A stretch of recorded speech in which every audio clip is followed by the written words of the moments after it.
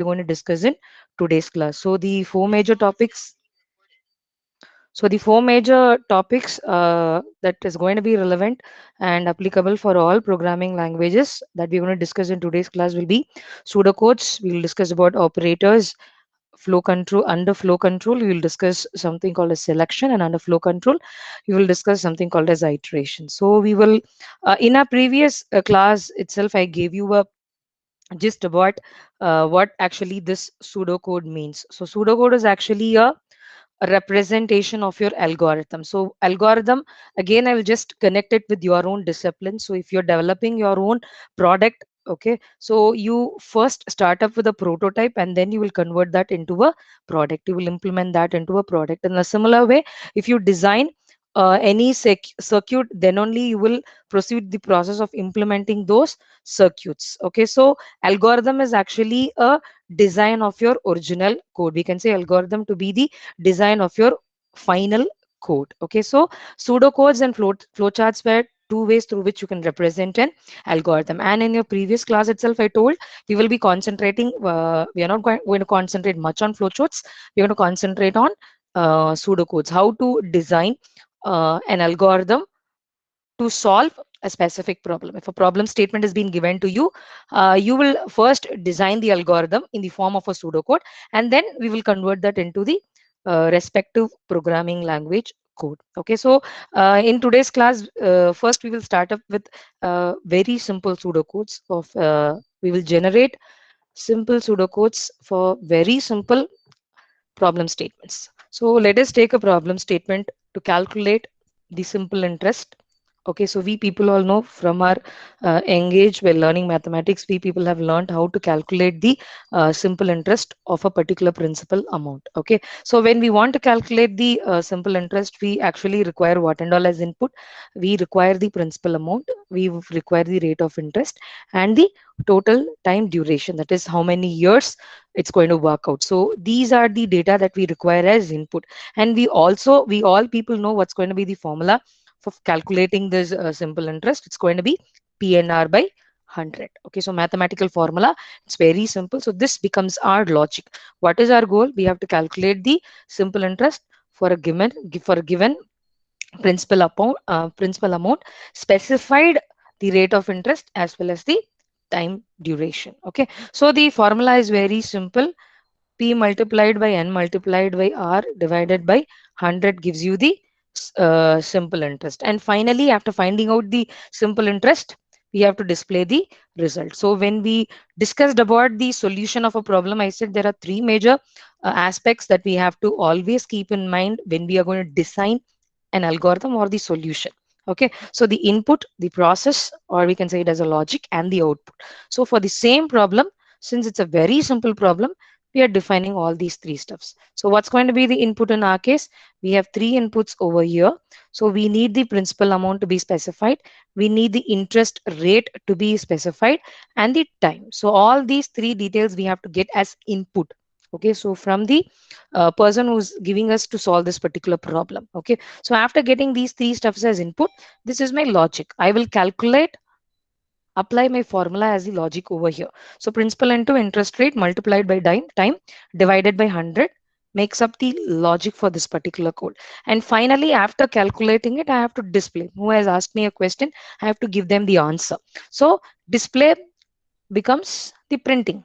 Okay, the final printing that should be shown to the user who is using this particular pseudocode. So these three steps, the three aspects for the solution of the problem is obviously fitting into this particular problem. So this is a very simple pseudocode. If you start up in writing the pseudocode for a very simple problem statement, this is how you will write. You will mention the input first, then you will proceed with the logic part, and finally you will display the results. Okay, or in a similar way, I will show you another pseudocode for computing sales tax. Okay, so you have been asked to compute the sales tax. Okay, so if you have been asked to compute the sales tax, you need two inputs: the price of the item. Okay, what is going to be the sales tax for a particular item? So the price of the item is required, and the sales rate should be mentioned. Okay, so with the help of this price of the item and the sales rate, you will calculate the sales tax.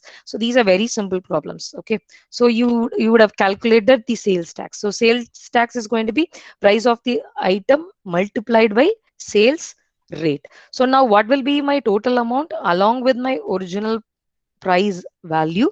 I have to sum up my sales tax so that that becomes the total price of my item. Okay, so price of the item plus sales tax gives you the total price. Okay, so uh, I have just discussed the very simple pseudocodes where you concentrate only on the three major aspects of the solution of a problem, that is input, your logic, and finally the output, that is your, in this case we have mentioned that as display. Okay, so now we will move on with if you take these two pseudocodes, the logics are very simple. Okay, so we don't have to uh, put a lot of effort in order to frame the logics. Okay, so and another point that you have to note over here is whatever logic you and me are going to write, okay, as a coder or as a developer or a designer of an algorithm, all the logics will be involving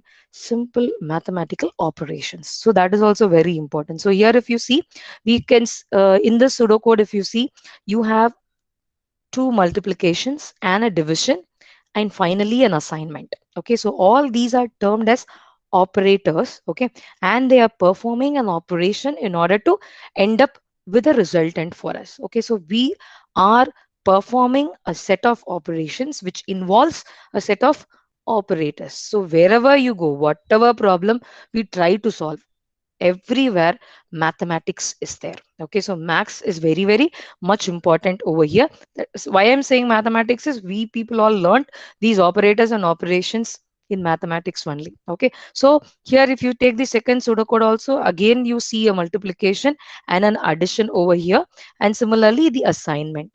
Okay, so all these are operations that have been involved in your algorithm part. So these operations, this set of operations is actually defining your logic. Okay, so finding these operations makes up your logic. So though these two problems are very simple, when you get into real world applications, you can have simple scenarios like this to be added up into your application, or you can even have a little more complex logics that you people have to frame in order to solve your problem. Okay, so logic completely in most cases is going to be a collection of operations. Okay, so if you people are clear with these operations, then it will be easy for you to frame the logic. So I will move on with another example. Okay, another example where you people try to answer this. What has been given to you as input over here? You have to write a pseudocode to convert a given number of days into a number of seconds. Okay, I will give you the number of days. You have to convert that into number of seconds. So I'm going to give you a set of blocks over here. Okay, I've given you 5 blocks. Okay, so now I want anyone to answer this. Which and all are the blocks that we need to select? Okay, we need to select in order to frame the pseudocode for solving this problem. So what is my problem statement? You give the number of days as input.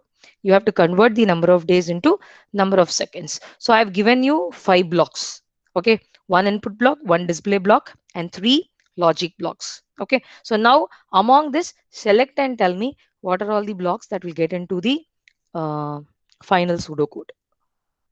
I want answers. People can answer in chat, or you can Second, even yeah. second, What is the second first one. No? block? First block is input number of Okay, days. fine. No, but you are Okay, you fine. are, you are asking in the into second. Second one is Yeah. right. I'm asking, you have selected the input number of days as your first block. Fine. Now tell me among those three, which will be the logic block? I have got answers in chat.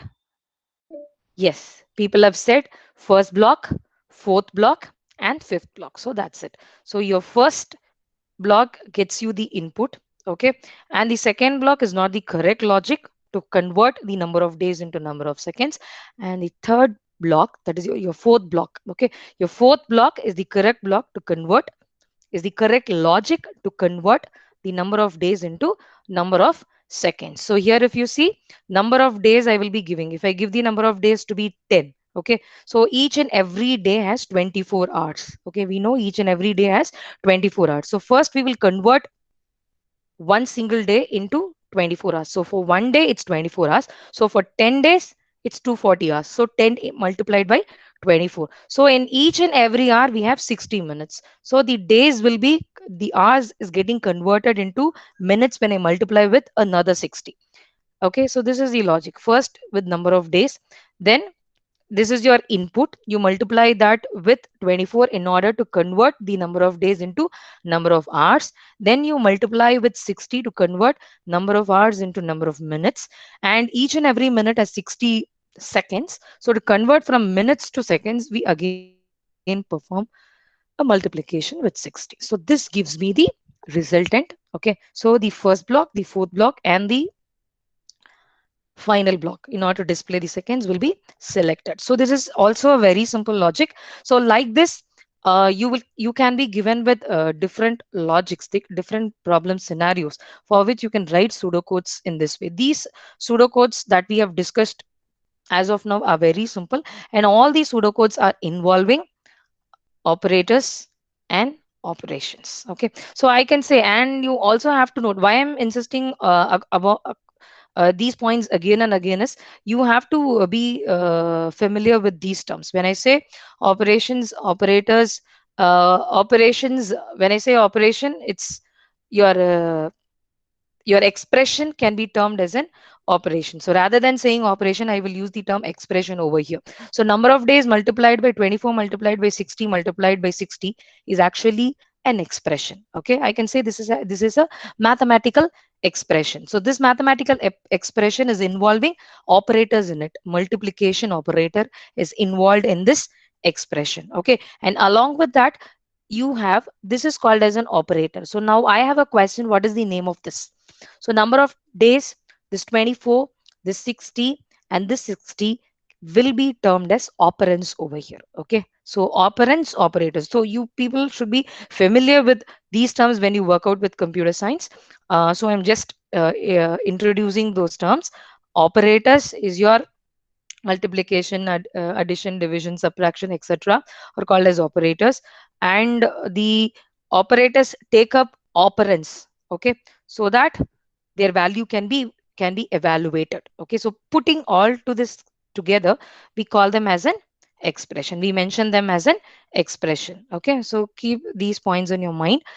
Your logics are generally made out of expressions which is involving operators and operands. Okay, and I will move on with the discussion of, so with this we it's enough, as we it's enough with simple pseudocodes. We have a clarity on simple pseudocodes. If I build a simple pseudocode, I need to get the inputs, I have to frame the logic with a set of expressions, and finally I have to display with my output. So this makes up your simple pseudocodes. So now to have a better usage of logic, to frame better logics, we need to know a complete introduction about the operators that are generally involved in framing logic. So I'm going to concentrate in this class, since I'm going to take topics which are relevant to all programming languages.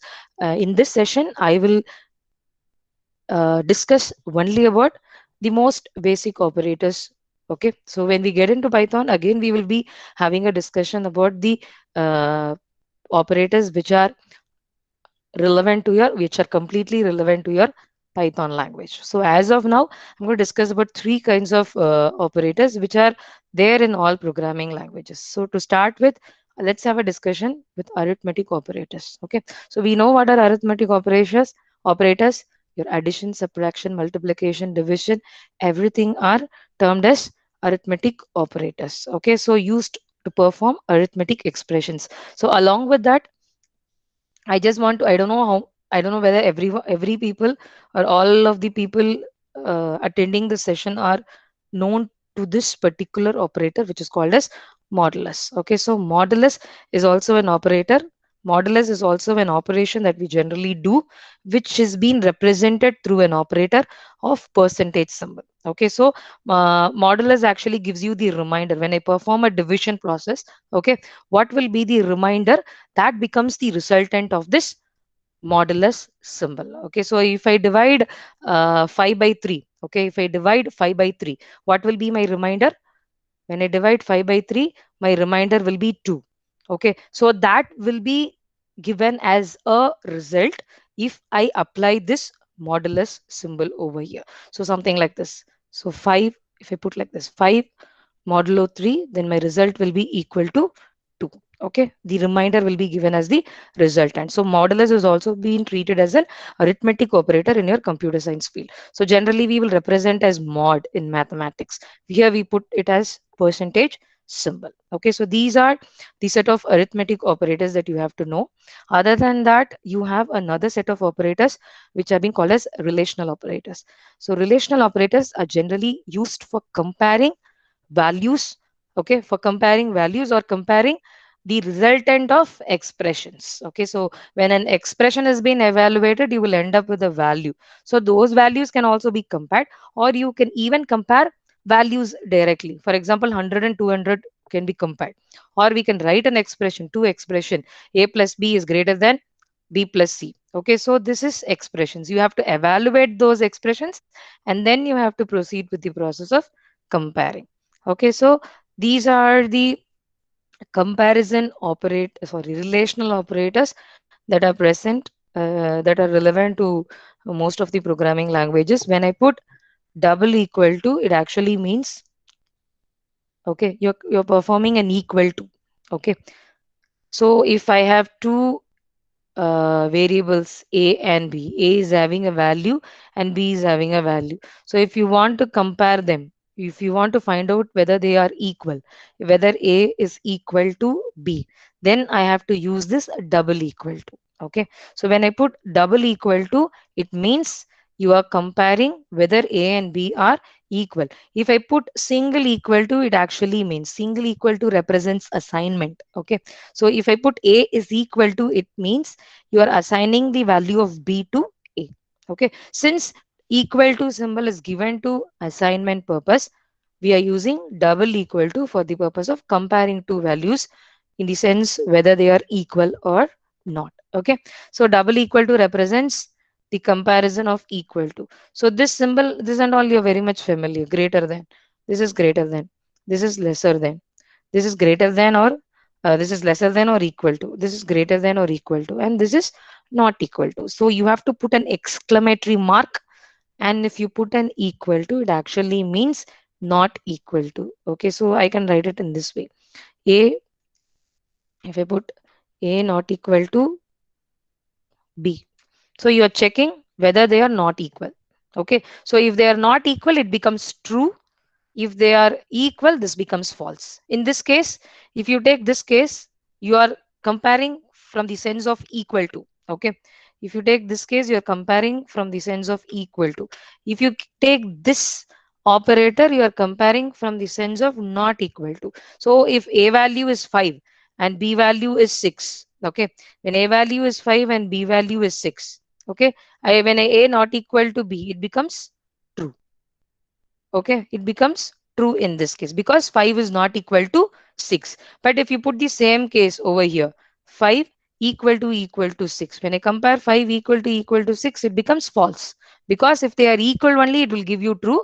If it is not equal, it will give you false. So these are general relational operators which are being used for comparing two values. Okay, and the third kind of operator that I'm going to introduce is called as logical operators. Okay, so logical operators are generally used to combine relational expressions. Okay, when I say relational expressions, the expressions which involve relational operators. Okay, so an expression is involving relational operators, and if you want to combine them and get a resultant, okay, I want to combine them, and if I want to get a resultant, then I will move on with the process of using logical operator. Okay, so to understand a logical operator in a better sense, I'll just give you an example. So you have two expressions mentioned over here. So the first expression is termed as A, okay, and the expression is m greater than 200. And you have another expression B, which is being represented as m greater than 300. So now I want to combine these two expressions. That is, I want to combine the results of these two expressions, and out of that I want to frame a result, a value.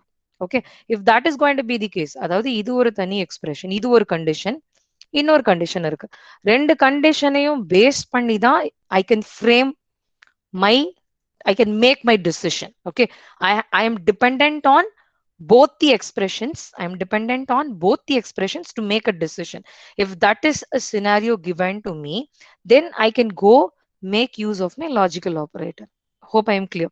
I have an expression. Okay, I want the resultant of my expression.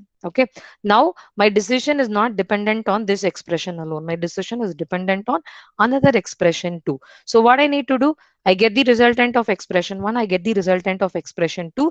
Now I will combine them and I will decide, I will make up my decision. So to combine them, I need this logical operator. So in what sense I'm going to combine, that also is is different from one scenario to another scenario. Okay, my application requires these.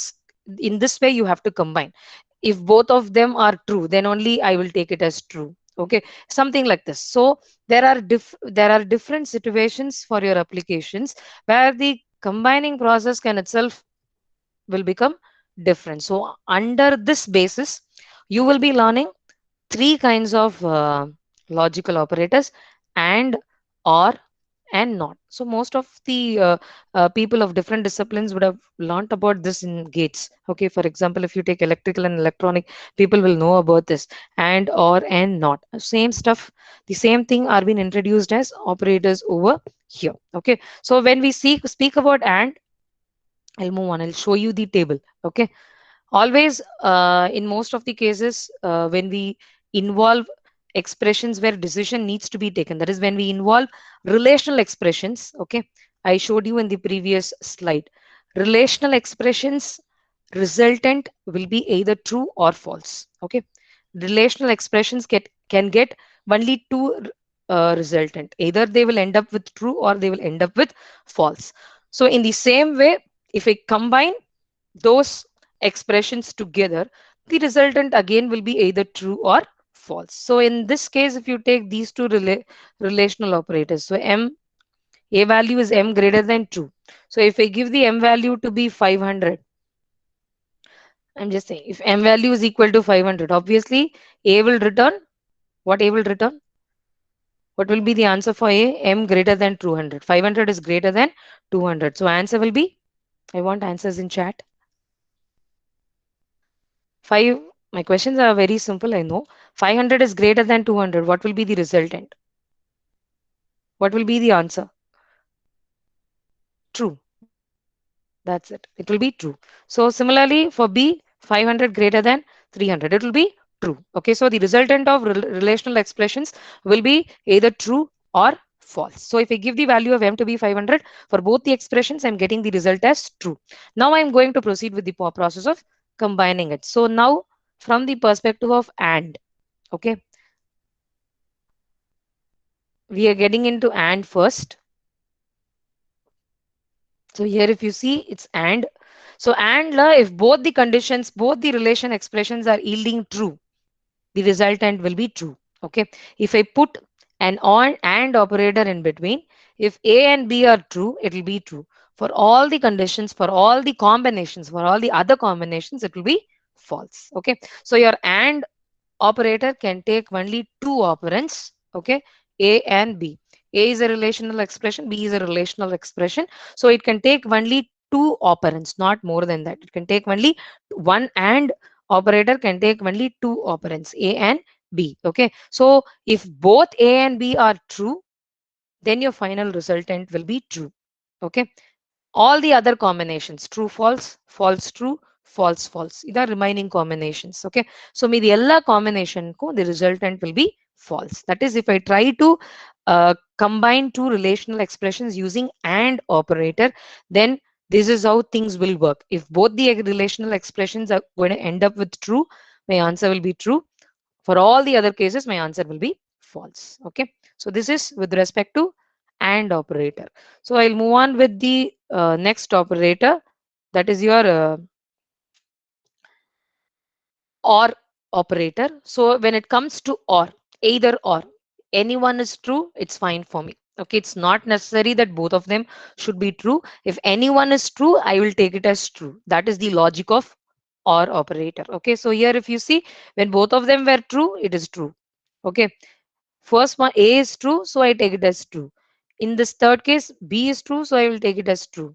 When both of them are false, it will be false. Okay, so this is your or operator. So or operator, when it tries to combine the resultant of two expressions, this is how it makes up the decision. Okay, if anyone is true, I will be true. If both of them is false, then only I will be false. Okay, so and the third operator, logical operator that we are going to see is the not operator. So not operator actually means not, not, it will be used over here. Okay, so not operator actually means if I put not of,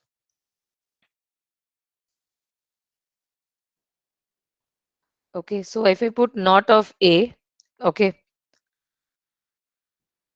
so if A is giving an answer true, if A is giving an answer true, okay, the resultant of A is true, then not of A will become false.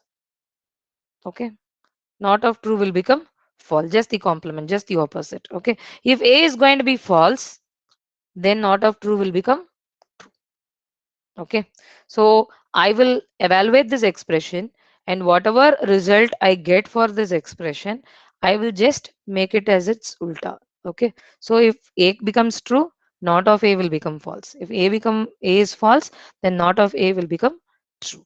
Okay, so these are the I'm just discussing three major operators that are involved in framing the logics for the solution of a problem. So I've discussed all these three. All these three are very much relevant to all disciplines. So hopefully everyone know about these kind of operators. So I'll just give you a very simple exercise. You can answer it. Though these are simple, we'll try to answer it. So now I've given you an expressions which have been combined. So the num1 value is 5, num2 value is 6. So num1 less than num2. So what is the result for that? 5 is less than 6. So 5 is less than 6. What will be my output? It will be true. Okay.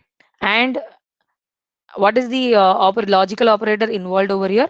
And operator is involved over here. So I will move on with the next expression. I have to evaluate the next expression. Though I got the first expression to be true, since and is performing the combining process, I'll go evaluate the next expression. So next expression is what? Num1 not equal to num2. Okay, so num1 not equal to num2. What is num1? Num1 is 5. Not equal to what is num2? 6. So again my resultant will be what? Num1 not equal to num2, it will be true.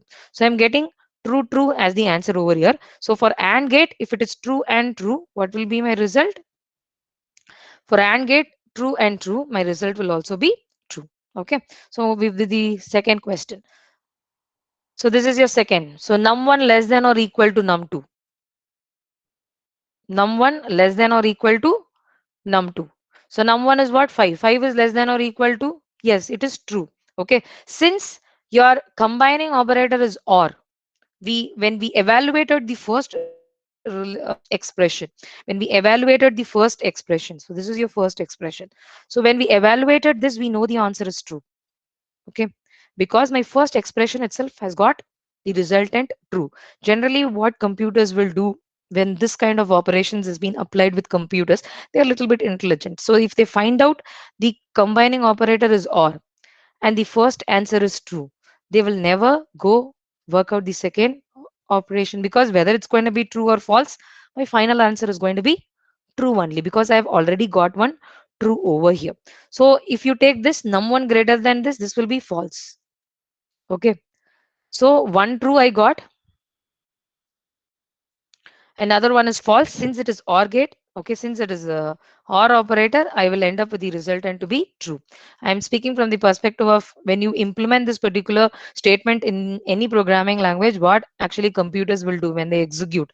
When they execute, if they when they execute, when they evaluate the first expression and the first expression becomes true, and the OR operator is present over there, they will not go evaluate the second expression. They will stop with the first expression and they will conclude the resultant to be true. Now, what is the answer for this? Num of 1 not equal to num of 2. So, num of 1 not equal to num of 2. 5 not equal to 6, obviously true. Okay. So, I'm sorry, 5 not equal to num2. I'm sorry, I've written it wrongly. 5 not of num1 not equal to num2. Okay, this becomes true. So not of true, the answer should be false. I've made a mistake over here. So it should be false over here. Okay, so I'll make a change later. You consider in that way. Num1 not equal to num2 is true. Okay, so not of true becomes false, should be the answer. So I've just discussed the major operators. Okay, that is your arithmetic, relational, and your logical operators. You people should be aware of these operators, because in most of the process of framing the logic, you will be required of these operators. You will be using these operators. Okay, so I will again continue with the process of pseudocodes. So in our previous part, that is before learning operators, we learned how to write simple pseudocodes. Okay, you have to get the inputs, frame the logic, display the output, get the input, frame the logic, display the output. So this was the process with respect to simple pseudocodes. Okay, but it's not always like that. Okay, why I'm saying it's not, that is whatever problem statement is being given to us, when we try to frame the solution for that solution for that problem, okay,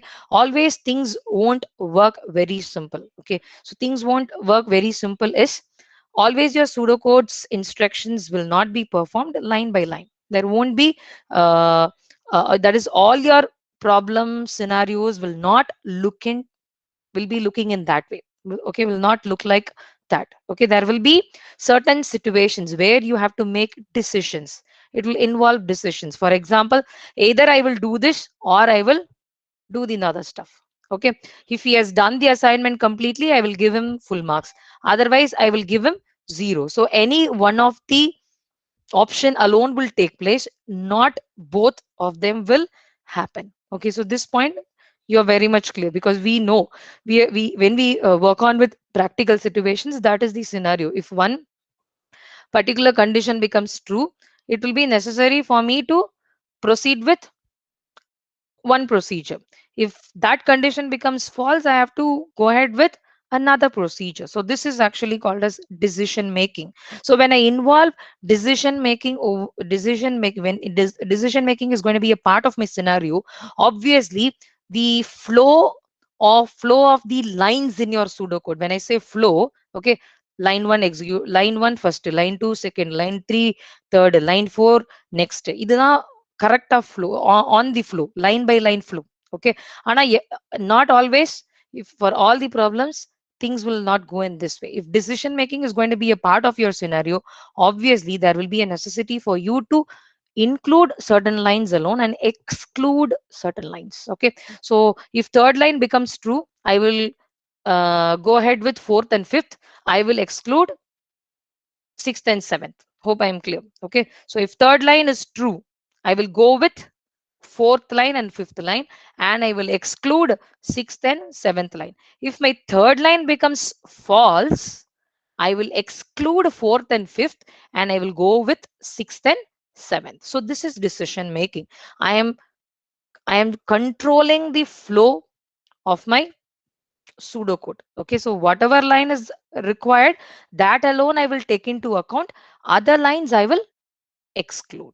Okay, so that is what we say, parts of the pseudocode, it will not be necessary to perform, it is not necessary to execute those parts. Okay, so this speaks about decision making. And another one is a repetition. Repetition implies, if I want to do the same process again and again, for example, I have 50 students in my class and I want to correct my students assignment. 50 notebooks will be on my table, so I will take each and every notebook, I will perform the correction.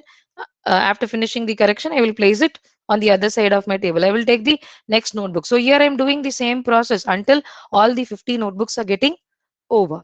Okay, so this is called as a repetition of the work. There will be necessary for you to repeat the same work again and again. So here also the flow of control is looping. Okay, it's going around, it's in the form of a circle.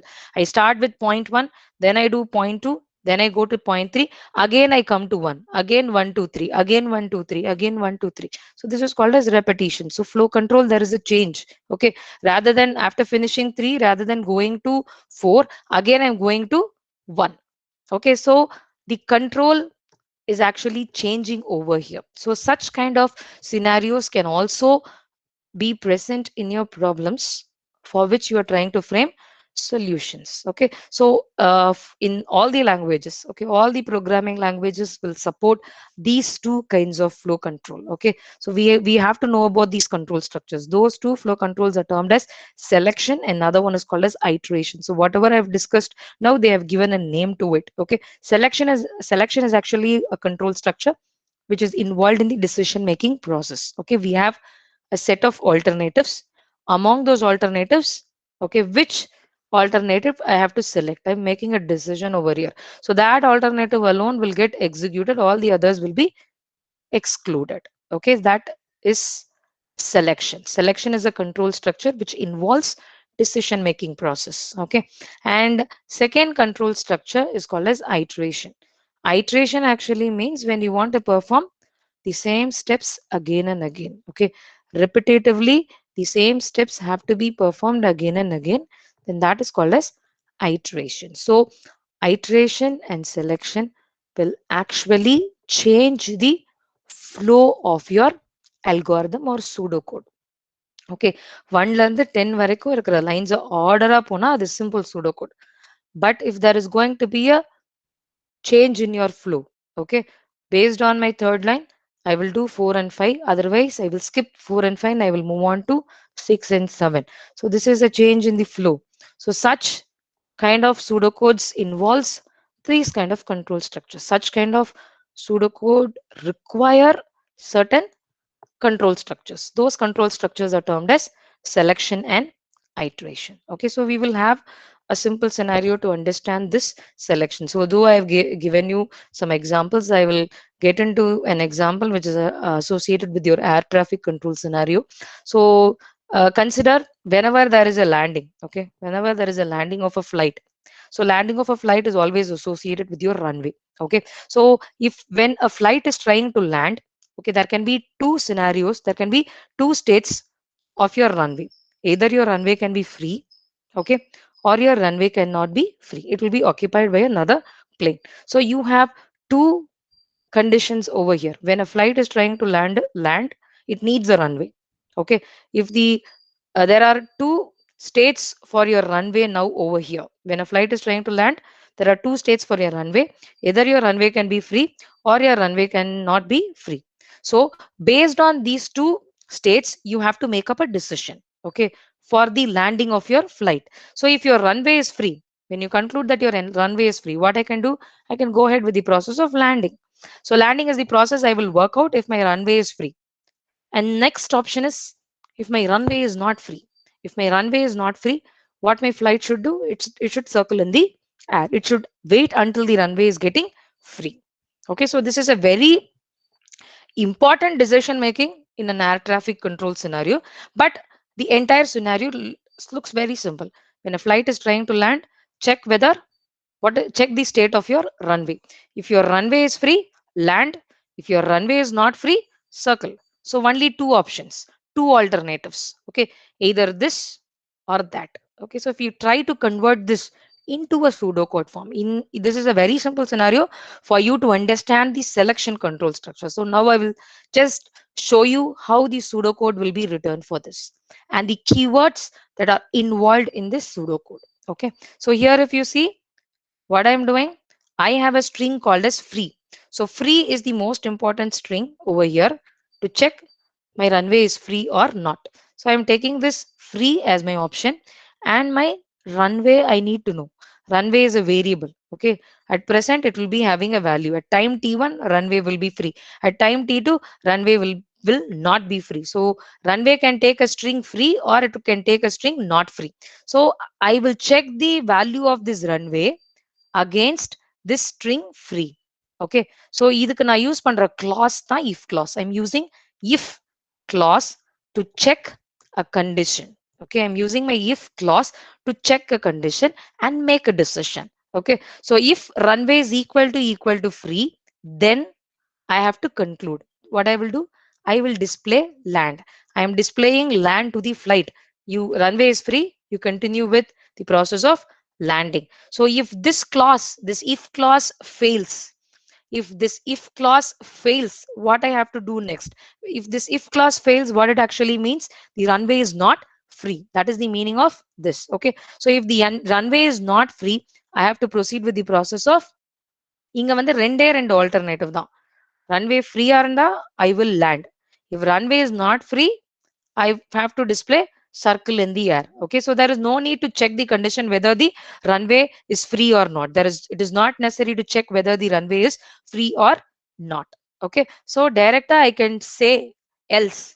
If this is true, do this. Else you will move on with the process of displaying circle in the air. So if else clause. Okay, these are very normal clauses that we work out with your normal English language.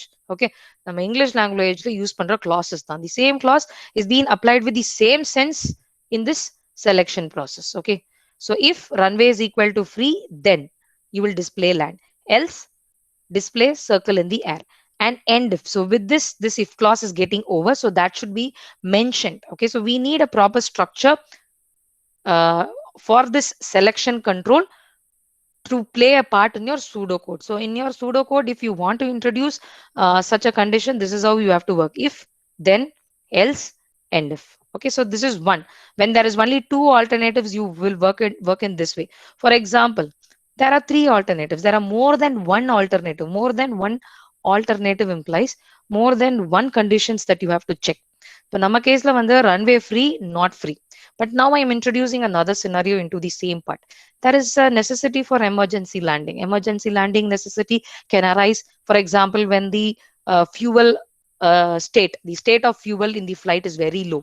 Okay, then obviously it's not about runway free or not. Okay, we have to proceed with the process of landing. They require emergency landing. So now you are introducing a new part into your existing scenario. Okay, so there is another condition to be checked. More number of alternatives. Runway free, not free அப்படின்ற ரெண்டே ரெண்டு alternative இருந்தா you can go ahead with if and else. If else clause. If you have more than one alternative, I have to check more than one conditions to make up my decision.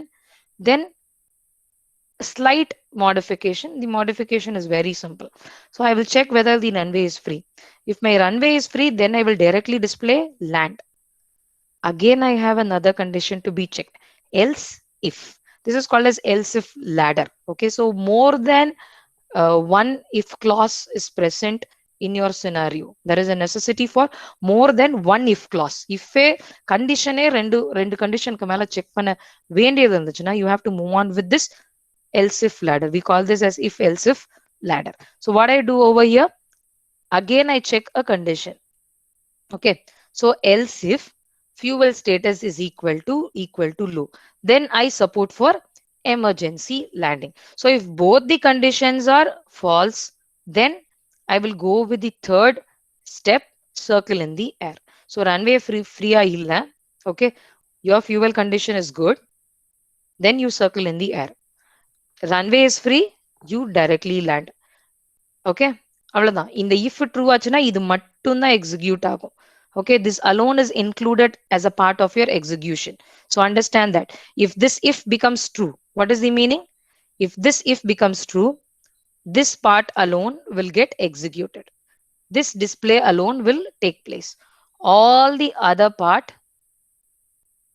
will not be executed, will not be performed. Okay, so if this if If this if fails, okay, runway is not free, what you will do, you will go check fuel status. இது ட்ரூவா இல்லனா இந்த display நடக்காது. Okay, so fuel status equal to low. If this becomes true, what happens?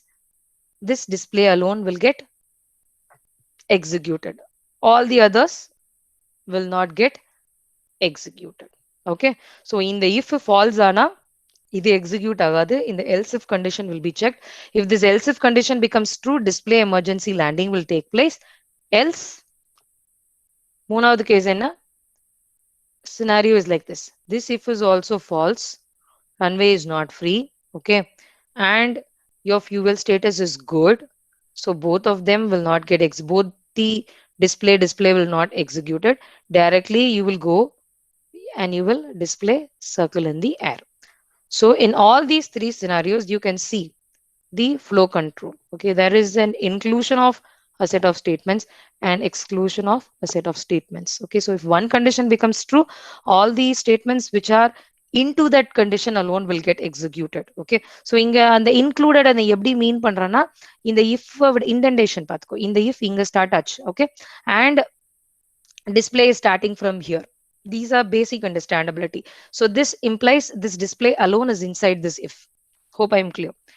If ஒரு tab கொடுத்து நீ display land எழுதி இருந்தனா, that implies display land is inside that conditional clause. Okay, it is inside that conditional clause. So similarly for this condition, this display alone is inside. For else, this display alone is inside. So if I have more number of statements over here, for example என்னோட first if clause க்கு கீழ 4 statement இருந்துச்சுன்னா அந்த நாளையும் if I'm putting inside a tab of if, it actually means all the 4 statements are present within that if. Okay, so these are very simple things that you can understand by yourself. Okay, so that is the meaning of this selection process. So now I will move on with a simple workout. I will just show you this portal. One sec, I'll just one sec, I have to get in again. Okay, this is your InfyTQ portal. Okay, so I'm just giving you one quiz. Just give me the answer for that. So this is your simple quiz. I hope the quiz is displayed. Okay, so this is they're asking you to build up a pseudocode to identify the result of a football match held in the campus. Choose the correct logic from the given drop down to complete the pseudocode. So they have given certain steps of your pseudocode and they're asking you to complete 3 statements. Okay, statement number 3 is not present, statement number 5 is not present, and statement number 8 is not present. Hope this is visible to you. I'm sorry. One sec. Okay, it's not coming. Okay, so now what will be your third statement? So these are the options for third statement. So what is the decision about this football match is? There are 2 teams, my team and an opponent team. Okay, so what you are getting as input over here, my team goals has been got as input and the opponent team goals have got as input. Okay, so 2 team input we have got. So now what is my decision over here? What is the decision I take? Display V1. So when we will win? My team will win only when my team goals are Goals are greater than greater than the opponent team goals. So we have to select this as the option. So another condition again. So how do you decide that your opponent team has won? What is the option? There are 4 options. Tell me the option. Option 3. So if my team goals is going to be lesser than the opponent team goals, then I will display they won. Okay. Else, what's the result?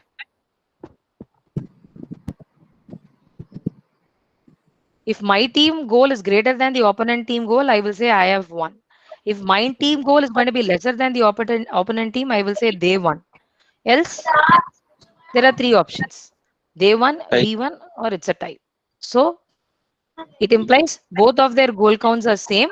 So I will say it's a tie. Right. Okay. So this is a very simple quiz that you can attend in Infosys portal, and it will say you are right. Okay, so this is just a example pseudocode for using if else if ladder clause.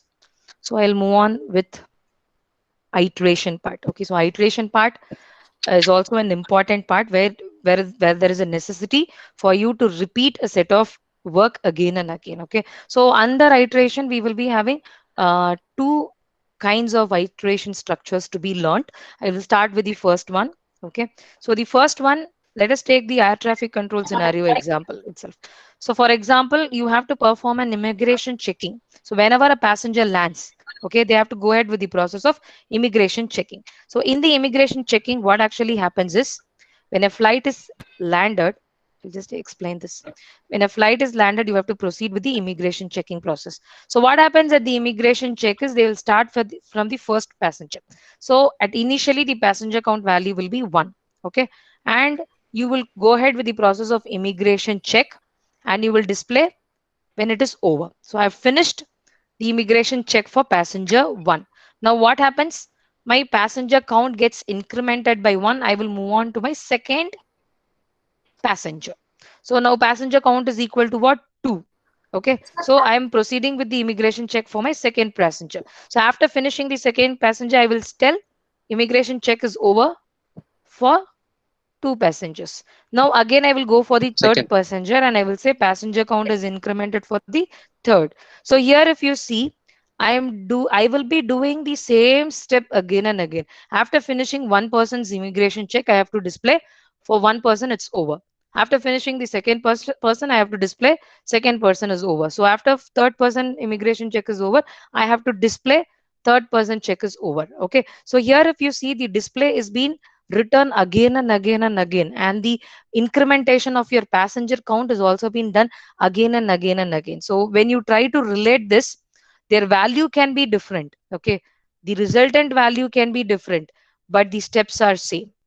The same step is being written again and again. For example, if you have 150 passengers landed from a flight, then this two steps have to be written 150 times. Okay, so repetition of the same step should be written 150 times, which is of waste of time. Writing such an code is literally waste of time. So what I can do when I have a repetition of step again and again, so we have to move on with the iteration flow control. So when you move on with iteration flow control, so how can I write this?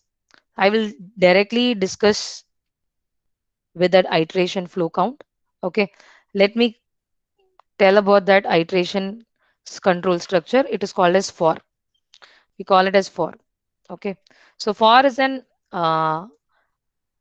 iteration control structure which has three components in it. Okay, so first component we call it as initial value component. Okay, I will keep a semicolon. My second component is called as condition. Okay, and my third component is called as increment, or I can go for decrement. Okay, so this makes up my first type of flow control with respect to iteration, which is called as for. Okay, and within this for I can write my statements. Inside this for I will type in all my required statements, and finally I have to put end for. Okay, what and whatever I've given as this marks, this dash dash, it actually means the set of statements which requires repetition. Okay, இப்போ நம்ம passenger caseல நம்மளுக்கு என்ன passenger count incrementation displaying the passenger count should happen again and again. Okay, so those two stuffs will come as statements within this for. Okay, hope I am clear. The statements which have to be repeated again and again should fall into this for and end for. Now the question is, what is the meaning of this three components? Okay, for what purpose we have this three components is, totally consider there are 5 passengers. We'll try to understand with this scenario. Okay, so totally we have five passengers. So I will start with the first passenger. So first passenger count, initially it will be 1. I'm taking the first passenger. Okay, and I have to do I will take the first passenger and I will proceed with the process of doing this set of statements for the first passenger. Okay, and I have to continue this process until my passenger count. I have to repeat this step. Why I need the second component is, okay, so first component tells me from where I need to start my process. Okay, so I will start from the first passenger. So I am initializing the passenger count value to be 1. My second component is called as condition. This checks until how many times I have to execute this set of statements. In the for உள்ள இருக்குல்ல இந்த set of statements எத்தனை வாட்டி execute ஆகணும் அப்படின்றத decide பண்றது this condition clause. Okay, so what is the condition? I will do this until this pass underscore count reaches passenger underscore count. So my passenger underscore count value is what? In this case, I'm just putting like this. My passenger under count value is 5. Okay, so when my pass underscore count less than or equal to passenger underscore count, I will proceed with this process. So when my initial value is 1, I will check this condition. So what will be the value for pass underscore count? It will be 1. What will be the value for passenger underscore count? It will be 5. So 1 less than or equal to 5, what will be the resultant? It will be true. Since it is true, I will go proceed with the execution of the statements within the for. Okay, the statement for குள்ள இருக்கிற எல்லா ஸ்டேட்மெண்ட்டும் execute ஆகும். Execute ஆகி முடிச்ச உடனே what happens is this increment or decrement. In our case, it will be increment. I have to increment this pass count value. Okay, so here I will write pass count plus plus. I'm just putting pass underscore cnt is equal to pass underscore cnt plus 1. Okay, I will increment. I need to move on to the second passenger, so I am incrementing it by 1. Okay, so after incrementing it, what I will do, I will again go check the condition. So condition, now the passenger count value will be 2. So 2 will be lesser than or equal to 5. Yes, it is true. I will proceed with the execution of my immigration process. After finishing my immigration process, again I will go to my increment decrement. So pass count becomes 3. So now again you will check the condition. So 3 is less than or equal to 5. It is true. Execute the set of statements. Okay. After executing the set of statements, again increment pass count. So this is how your for clause will work. For clause has 3 important components in it: the initialization, the condition, increment, decrement. Okay. Is it clear? So now if you see over here, I'll just show you the resultant. So this is what happens. Number of passenger is going to be 5. Okay. So initial passenger count value is 1. Passenger count is less than or equal to number of passengers. What is this? And passenger count is incremented by 1. And inside this for loop, you are just displaying immigration check done for passenger 1 and displaying the count. And you go for N4. So இது எப்படி work ஆகும் நான் உங்களுக்கு சொல்லி கொடுத்துட்டேன். Initially, I will start with passenger count. This first component will happen only once. You are initializing the value for passenger count. Then you will check the condition. If the condition is true, go in, execute these set of statements. After executing the set of statements, again come back to this incrementation decrementation process. You increment, again go check the condition. Okay, after checking the condition, when the condition fails, you will come out of this for. Okay, until the condition is true, you will be executing this set of statements inside the for. So I have just one more statement. Okay, one another kind of iteration which we call as do while. Okay, sorry, while, or we can also work out with do while. So there is a second scenario called as collecting baggages from the conveyor belt. Okay, so whenever flights have landed, after finishing the immigration check, people go ahead with the process of collecting their baggages. So when you have gone to airport, you can see that the baggages will be rotating in a conveyor belt. Okay, so the belt will be having all the luggages, and the belt will be rotating. Okay, so now the question is, how many times that belt should rotate? Okay, so can we make a decision on how many times that belt should rotate? No, obviously, because It's not necessary that all the passengers, if 150 passengers get down, okay, within a limited number of time, all the passengers will come and take their baggages and they will move. So it's enough if I keep the conveyor belt to be rotating. If 150 passengers are there, it's enough if I rotate it for 10 times. I cannot fix it like this. Okay, I can have passengers who can walk very slow. I can have passengers who walk very fast and come near the conveyor belt. All these scenarios are applicable. So this cannot be fixed. So what is the logic I can fit over here? So each and every time the conveyor belt is getting rotated, there will be baggages count. Okay. For example, 150 baggages are over there. So for each rotation, a set of baggages will be picked up. Okay. So if I know that picking up count, if I know that picking up count, what I can do, I can subtract that from my original baggages count. So the scenario is very simple. Hope it's understandable for you. So what I'm doing over here, so I have an initial baggage count. It's equal to 150. Okay, so for each rotation, what happens? The baggage count, some bags will be picked up. Okay, so I need this input. So how many bags are picked up? I need this input. Okay, so for each rotation I will get this input. So input bag underscore picked. So now I have to subtract this bagged picked up. Already initially the conveyor belt has 150 baggages. So during the first rotation, these set of bags, 10 bags have been picked up. So now the count will become 140. So now the bag count has got reduced based on the bag picked. So bag count is equal to bag count minus bag picked. So it has got reduced. Now again I have to check after the bags have been collected. I have to check whether the bag count has reached. I have to do this process again and again until my bag count reaches 0. When my bag count reaches 0, I can stop the process of rotating my conveyor belt. So this is the logic. My conveyor belt has got this much of bags. So when do I stop the rotation of my conveyor belt? Only when the bag count reaches 0. Okay, so for each and every rotation, if I know how many bags are being picked, I can subtract it from my bag count. Okay, so for each and every rotation, I have to do this step again and again. So rather than writing it as number of steps, what I can do is, because I don't know how many rotation will take place. Okay, so என்னுடைய process in a 150 bags when it reaches 0, I have to stop the process of rotating it. Until that, I have to rotate my conveyor belt. So when I try to develop these kind of scenarios into a pseudocode, I will go ahead with the process of using while loop. Okay, so we will concentrate on this part alone. So here, if you see this part alone, we will concentrate.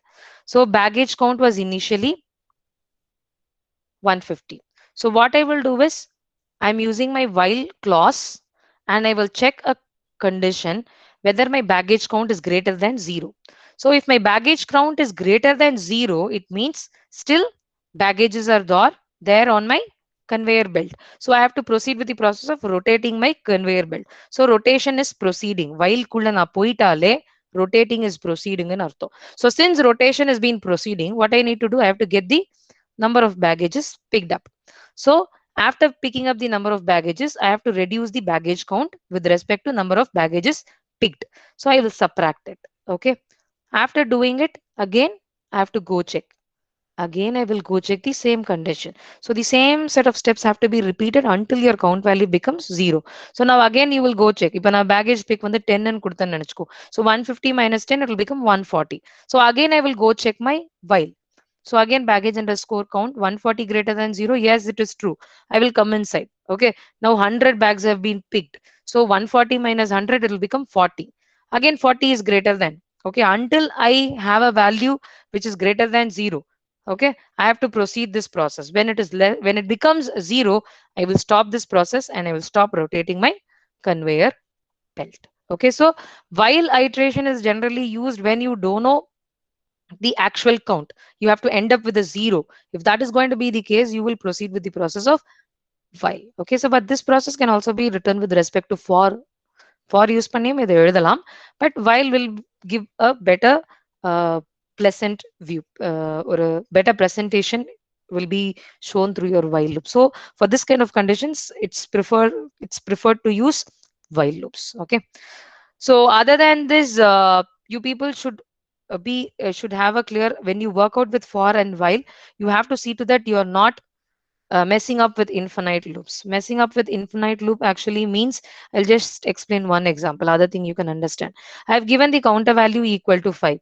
Okay, and I'm fixing up a limit, and I'm checking where the counter value is lesser than or equal to limit. For example, if this limit value is 10, okay, this limit value is 10. Counter starts from 5. So 5 is less than 10 will be the first initial check. Yes, it will be true. So I will display counter. But what I am doing over here, I am decrementing counter. Now counter becomes what? 4. Okay. So again the condition will be true. So since you are in this scenario, since you are decrementing the counter value, never the counter will reach a value which is greater than 10. Okay, the counter will never reach a value which is greater than 10. It will go in negative values as such. So the loop will never end. Okay, loop will never end, and the control of your program resides in this loop only. It will not be taken out of this loop. So this kind of structures should not be present in your loops when you work out, when you try to write solutions for your problems. Try to avoid infinite loops. You have to concentrate much when you work out these kind of iterations, because there is a if you make one slight mistake, there is a possibility for you to end up with infinite loops. So infinite loops end up ஆகக்கூடாதுன்னா ப்ராப்பரா condition எல்லாம் set பண்ணிருக்கீங்களா? இன்க்ரிமெண்டேஷன் or decrementation, are they been taken in the correct way? All these have to be noted down, and it should go on well. So try to avoid infinite loops, and try to work out these two quizzes, quiz 6 and exercise 2. Both of them will be relevant to your, if both the control structures, that is your iteration as well as selection. So if you work out, it will be more easy for you to uh, go ahead with your, what is that, before you get into your digital cafe MCQ. It's fine if you work out these quizzes. It will be helpful for you. Okay. So thank you. If you have any doubts, you can ask me, and try to complete your digital cafe. Today also you will be having only MCQs, because it's about pseudocodes alone. So work out those MCQs within today itself. So if you have any doubts, you can ask. Otherwise, we can conclude the session.